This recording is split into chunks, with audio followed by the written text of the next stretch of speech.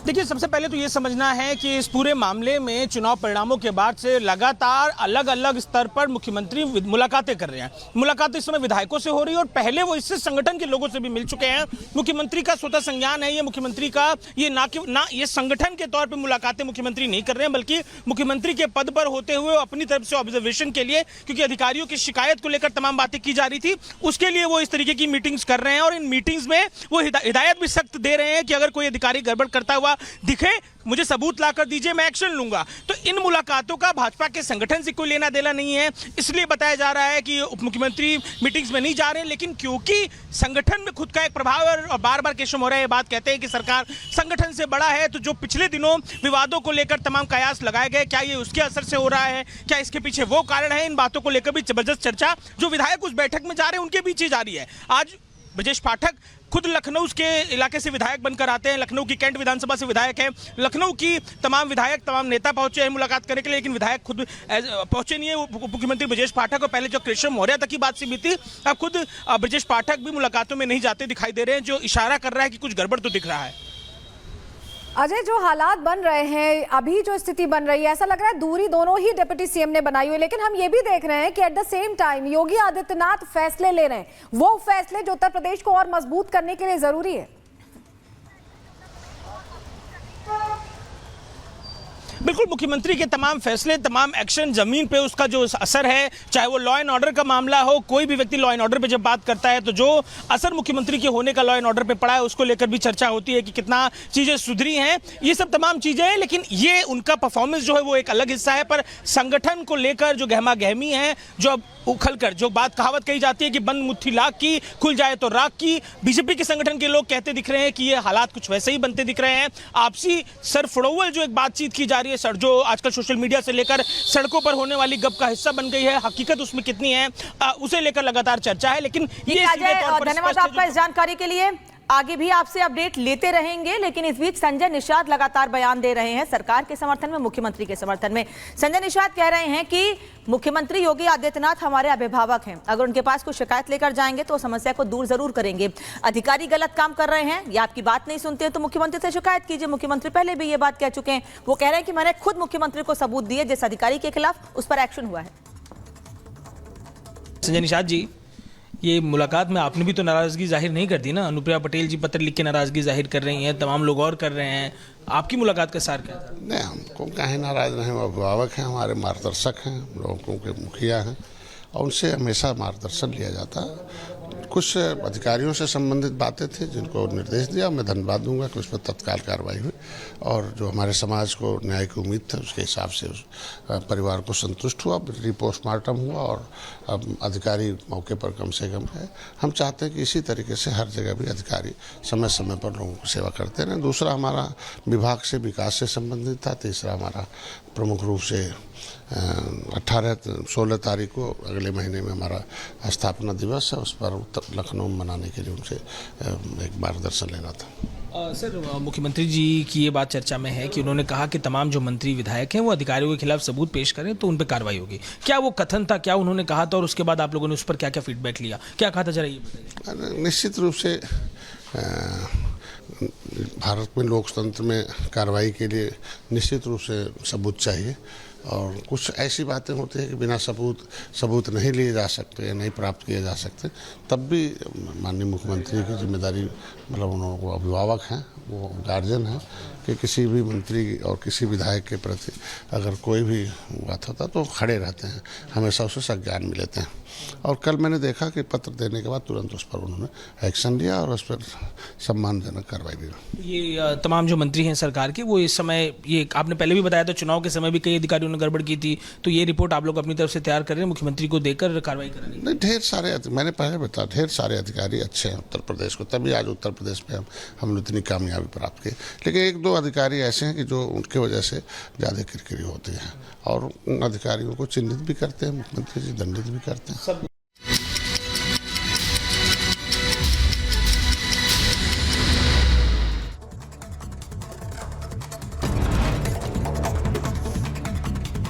PM Modi ने शहीदों को अर्पित की श्रद्धांजलि। द्रास पहुंचकर कारगिल वॉर मेमोरियल पर शहीदों को किया नमन।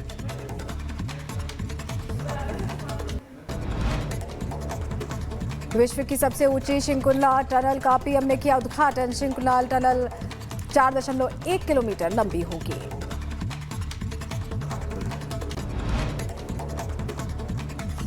करगिल विजय दिवस के 25 साल पूरे हुए हैं। विजय दिवस पर प्रज्वलित की गई अमर जवान ज्योति वीरभूमि पर अंकित है शहीदों के नाम। करगिल विजय दिवस के मौके पर वायुसेना ने जारी किया वीडियो में नजर आया सेना का शौर्य। यमुनोत्री धाम में बादल फटने से जलस्तर में बढ़ोतरी। सुरक्षा के मद्देनजर पुलिस ने खाली कराया मंदिर परिसर। यमुनोत्री धाम में भयंकर बाढ़ के चलते नदी के किनारे आया मलबा। पानी में तिनके की तरफ बही बसें। चारों तरफ दिखा तबाही का मंजर। उत्तराखंड के चमोली में लैंडस्लाइड। भूस्खलन के बाद सड़कों पर आया मलबा। यातायात हुआ बाधित। बद्रीनाथ हाईवे बंद। उत्तराखंड में भारी बारिश से बढ़ा नदियों का जलस्तर। मोरखंडा नदी पर बना अस्थायी पुल बहा। मदमहेश्वर धाम में फंसे तीर्थयात्री। यात्रियों को निकालने के लिए रेस्क्यू जारी। अलीबाग समुद्र तट पर बचाव अभियान। JSW में फंसे जहाज के चालक दल के 14 सदस्यों का चॉपर के जरिए किया रेस्क्यू। पुणे के पिंपरी चिंचवड़ में बारिश का कहर देखा गया। पानी में डूबा मौर्य गोस्वामी मंदिर।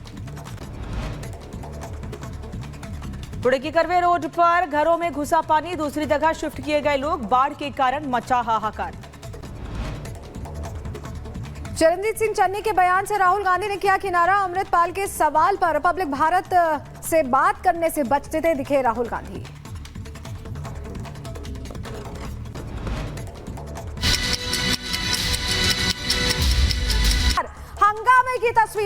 हंगामे की तस्वीरें सामने आई हैं। कोर्ट का दरवाजा बंद करने का वकीलों का हंगामा। यहां पर तस्वीरें हम आपको दिखा रहे हैं। सुरक्षा के मद्देनजर देखिए, सुरक्षा कर्मियों ने गेट बंद किया था।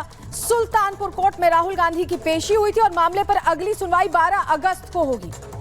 दरवाजा दरअसल बंद करने को लेकर यह हंगामा वकीलों का शुरू हुआ। सुरक्षा के लिहाज से सुरक्षा कर्मियों ने गेट को बंद कर दिया था और उसके बाद दरवाजा बंद करने को लेकर वकील नाराज हो गए। भड़क गए वकील और जोरदार हंगामा यहां पेशी के दौरान देखने को मिला है। सुल्तानपुर कोर्ट की ये पूरी खबर सामने आई है जहां हंगामा हुआ है। दरअसल राहुल गांधी केस के सिलसिले में पेश होने पहुंचे थे और जब वो पहुंचते हैं तो कोर्ट का दरवाजा बंद कर दिया जाता है। सुरक्षा के मद्देनजर ये कदम उठाया गया, लेकिन इसके बाद वकीलों में भारी नाराजगी देखी गई। वकील नाराज हो गए और हंगामा होने लगा। दरअसल राहुल गांधी पेशी के लिए पहुंचे थे सुल्तानपुर कोर्ट और इसी दौरान यह हंगामा हुआ है। दरवाजा बंद करने को लेकर यह हंगामा हुआ। सुरक्षा कर्मियों ने सुरक्षा के लिहाज से कदम उठाए थे, दरवाजे को बंद किया था, लेकिन वकील नाराज हो गए और इसको लेकर हंगामा करने लगे। तो राहुल गांधी की सुरक्षा के मद्देनजर गेट बंद किया गया था। हालांकि वकीलों का कहना था कि कोर्ट का गेट बंद नहीं किया जा सकता है किसी की भी सुरक्षा के लिए, क्योंकि कोर्ट की जो कार्रवाई है, कोर्ट का जो प्रोसेस है वो चलते रहना चाहिए। लेकिन क्योंकि राहुल गांधी आज मानहानि के मामले में सुल्तानपुर कोर्ट पहुंचे पेश होने के लिए और उस दौरान उनकी सुरक्षा को देखते हुए गेट बंद कर दिया गया, जिसके बाद वकीलों ने जमकर हंगामा काटा। सुल्तानपुर कोर्ट में वकीलों ने जमकर हंगामा काटा। 20 लाख लोगों द्वारा पंजाब में मेंबर पार्लियामेंट चुना गया, NS से लगाकर अंदर रखा हुआ है। ये सबसे मीटू में, ये सारे केसों में ये सबसे क्रम है। कांग्रेस का हाथ अलगाववादी और आतंकवादियों के साथ हमेशा से रहा है।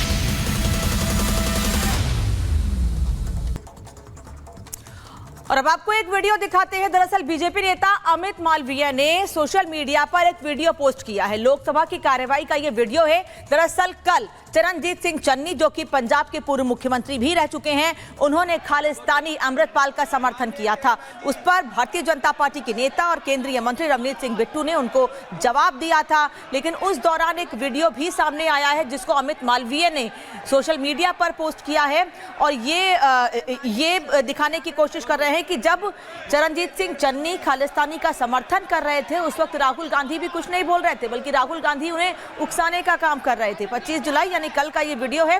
हालांकि राहुल गांधी का ये पहला वीडियो नहीं है। पिछले दिनों हमने आपको एक और वीडियो दिखाया था जब प्रधानमंत्री नरेंद्र मोदी सदन में बोल रहे थे।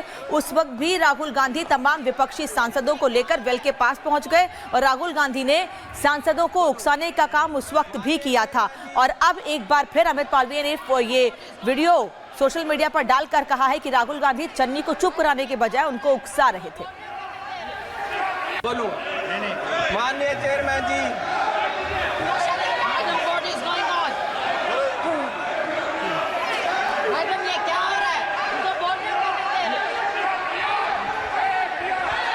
मैं माननीय सदस्य से आग्रह कर बोलो माननीय चेयरमैन जी। और अमृतपाल पर रिपब्लिक भारत ने सवाल पूछे तो उस पर राहुल ने इनकार कर दिया और कहा कि इस पूरे मामले में मुझे बात नहीं करनी है। एक वीडियो भी सामने आया था जहां हंगामे की खबर देखने को मिली और उससे पहले जब संसद में ये मुद्दा उठा था उसको लेकर भी काफी बवाल करता दिखाई दिया। अमृतपाल पर रिपब्लिक भारत ने जब सवाल पूछे, चन्नी के बयान पर राहुल ने बोलने से इनकार किया। अमृतपाल के सवाल पर कहा कि मुझे इस मामले में बात ही नहीं करनी है, मुझे बात नहीं करनी है। तो सवाल यही उठता है कि राहुल की चुप्पी इस पूरे मामले में क्यों है? इस पूरे मामले में कोई बयान क्यों नहीं दिया जा रहा है? चन्नी के बयान पर उन्होंने बोलने से इनकार कर दिया और कहा कि मुझे बात ही नहीं करनी है। तो अब ये पूरा मामला तूल पकड़ता जा रहा है और इस पूरे मामले में कई प्रतिक्रियाएं भी सामने आ चुकी हैं। खालिस्तान का समर्थन करने का यहाँ पर बयान भी सामने आया। कहा गया कि समर्थन किया जा रहा है और जब इसको लेकर सवाल पूछा गया तो कहा गया मुझे बात ही नहीं करनी है।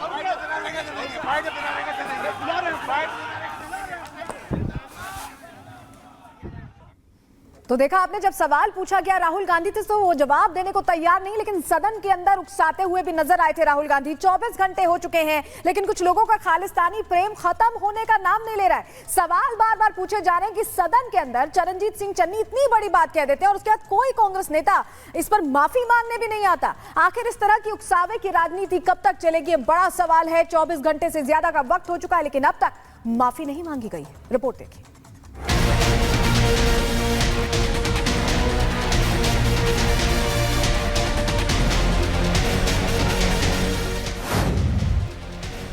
राहुल गांधी चुप, मल्लिकार्जुन खड़गे चुप, सोनिया गांधी चुप, प्रियंका गांधी चुप और तो और संसद में खालिस्तानी आतंकी अमृतपाल के लिए चिल्ला चिल्लाकर पैरवी करने वाले कांग्रेस सांसद चरणजीत सिंह चन्नी की जुबान पर अब ताला लग गया। संसद के बाहर न तो अब वो कुछ बोल रहे हैं और न ही सुनना चाह रहे हैं। अमृतपाल पर सवाल करो तो चन्नी जी को किसान याद आ जाते हैं, गरीबों की याद सताने लगती है, बजट से लेकर एमएसपी तक सब कुछ याद है, लेकिन बस कोई अमृतपाल को लेकर न पूछे। गरीबों पे बात की है, मैंने किसानों की बात की है कि किसानों का जो आप एमएसपी की गारंटी की वादा किया था वो नहीं दे रहे हैं। तो मैंने पूरे बजट पे चर्चा की है और पूरे देश में जो हालात हैं, जिस तरीके से देश फाइनेंशियली डूब रहा है, उसकी बात की। चन्नी साहब ने मौन इसलिए धारण कर लिया कि उनका बयान गले की ऐसी हड्डी बन गया जो न निगलते बन रखी है न उगलते। और पूरे मामले में फंसता देख कांग्रेस ने भी चन्नी से कन्नी काट ली। मैसेज भी तो देना है कि हम खालिस्तानी आतंकी के खिलाफ हैं। शायद इसलिए चन्नी के बयान के बाद कोई कांग्रेस का नेता सामने नहीं आ रहा। हाँ, जयराम रमेश ने एक दो लाइन का ट्वीट जरूर कर दिया है कि अमृतपाल सिंह पर सांसद चरणजीत सिंह चन्नी के विचार उनके अपने हैं और किसी भी तरह से भारतीय राष्ट्रीय कांग्रेस की स्थिति को नहीं दर्शाते। पार्टी आपकी, सांसद आपका, लेकिन जब फंसने लगे तो निजी विचार बता दो। अगर कांग्रेस किसी भी तरह खालिस्तान के साथ नहीं तो अब तक माफी क्यों नहीं मांग ली? हर मुद्दे पर ट्वीट और प्रेस कॉन्फ्रेंस करने वाले राहुल गांधी कहां हैं? क्या उनके कानों तक चन्नी के ये विचार नहीं पहुंचे? उनकी चुप्पी बहुत कुछ कह रही है और इसलिए बीजेपी कांग्रेस को खालिस्तानियों को समर्थक बता रही है। एक एक्स सीएम हो जो वो बिल्कुल ही एक आज देशद्रोही की तरह बिहेव करें और